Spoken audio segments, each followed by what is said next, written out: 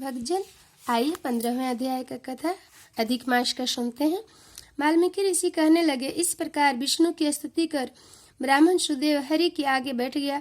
तब भगवान ऐसी स्तुति सुन मेघ के समान गंभीर वाणी में बोले, हे वत्स, तुमने बड़ा घोर तप किया है, इसलिए जो इच्छा हो वर मांगो। सुदेव बोले, हे नाथ, जो आप प्रसन्न हुए हैं तो मुझको एक श्रेष्ठ पुत्र दीजिए। इस प्रकार ब्राह्मण के वचन सुनकर श्री भगवान बोले, हे वत्स, पुत्र का सुख विधाता ने तेरे भाग्य में नहीं लिखा है।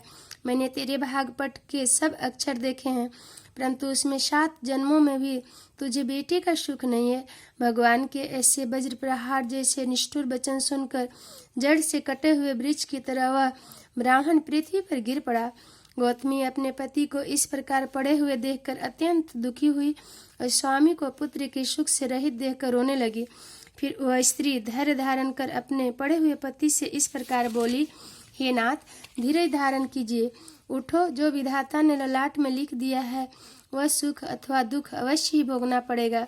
इस प्रकार उस स्त्री के त्रिशोक से युक्त वचन सुनकर उत्पन्न दुख से कांपता हुआ गरुड़ विष्णु भगवान से कहने लगा, हे हरे, आप इस शोक सागर में डूबी हुई ब्राह्मणी को देखिए और गिरते हुए आंसुओं से व्याकुल ब्राह्मण को देखिए।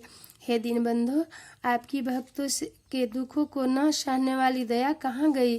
श्री हरि नारायण बोले, इस प्रकार गरुड़ से अमृत समान वचन बोले, हे गरुड़, इस ब्राह्मण को एक अनोगत पुत्र शीघ्र दूंगा। इस प्रकार हरि के अनुकूल वचन सुनकर गरुड़ ने अति प्रसन्न होकर उस ब्राह्मण को अति सुंदर अनुरूप पुत्र दिए।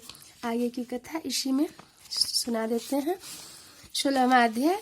वाल्मीकि कहने लगे, इस प्रकार अनुपम वर देकर दोनों स्त्री पुरुषों को देखते देखते विष्णु भगवान गरुड़ पर चढ़कर अपने स्थान को चले गए। कुछ समय व्यतीत होने पर गौतमी के पुत्र उत्पन्न हुए और सुदेव के पुत्र के पैदा होने पर अति प्रसन्नता के साथ श्रेष्ठ ब्राह्मणों को बुलाकर जाति कर्म किया और स्नान कर ब्राह्मणों को बहुत सा दान दिया। पिता के मनोरथ के साथ माता के मन को आनंद देने वाला वह पुत्र शुक्ल पक्ष के चंद्रमा के समान बढ़ने लगा।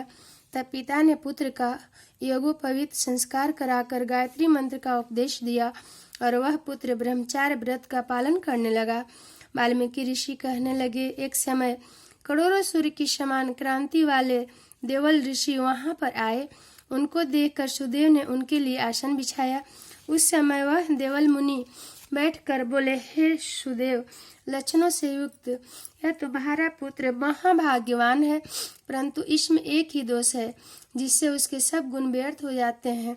हे सुदेव, तेरा यह पुत्र 12वें वर्ष में जल में डूबकर मर जाएगा, जिसे तू मन में शोक नहीं करना। अवश्य होने वाला तो होगा ही, इसमें कोई संशय नहीं है, इसका कोई उपाय नहीं है। वाल्मीकि जी कहने लगे, देवल ऋषि ऐसे वचन सुनकर सुदेव शर्मा जी पृथ्वी पर गिर पड़े और देवल मुनि इतना कहकर ब्रह्मलोक को चले गए और सुदेव मुनि के वचनों का स्मरण कर बहुत समय तक विलाप करते रहे। फिर गौतमी पुत्र को गोदी में लेकर प्रेम से मुख चूमकर अपने पति से बोली, हे द्विजराज, होने वाली वस्तु से भय नहीं करना चाहिए। जो होने वाला है सो तो होगा ही, और जो नहीं होने वाला है वह कभी नहीं होगा। इसलिए हे नाथ, उठ और सब शरणागत जीवों के रक्षक निर्वाध पद को देने वाले भगवान विष्णु का भजन करो। वाल्मीकि ऋषि कहने लगे, इस प्रकार सुदेव ब्राह्मण अपनी स्त्री के वचन सुनकर सतगुण को प्राप्त हुआ और हृदय में हरि के चरण कमलों को धारण कर अपने पुत्र से उत्पन्न दुख को तत्काल त्याग दिया। श्री कृष्ण गोविंद हरे मुरारी, हे नाथ नारायण वासुदेव। आगे की अध्याय की कथा अगले अध्याय में सुनिएगा। श्री कृष्ण भगवान की जय।